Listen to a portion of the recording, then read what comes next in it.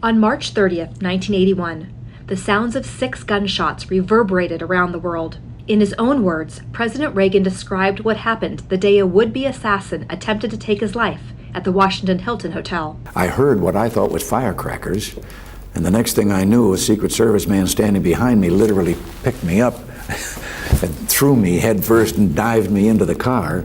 Suddenly I felt the most awful pain that you could imagine, and I hadn't felt it up till then. I didn't feel a bullet hit me or anything. And I said to the agent who was in the car with me, I said, "I think you broke a rib when you jumped in on top of me." And just then I coughed, and I had a handful of frothy blood. And I got out and walked into the emergency ward, and the nurse came to meet me, and I said, "I'm having trouble breathing." And just about that time, my knees began to get rubbery. The next thing I knew, I was on a gurney, and it wasn't until they cut my clothes off of me, which included a brand new suit I was wearing for the first time, and then found the wound back up here where it had gone in and ended about an inch from my heart.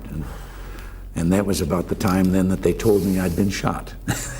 I hadn't known it. The brand new blue suit President Reagan refers to that he was wearing that day, along with his X-ray and a portion of the presidential limousine's bullet-resistant glass, are on permanent display at the Ronald Reagan Presidential Library and Museum in Simi Valley, California.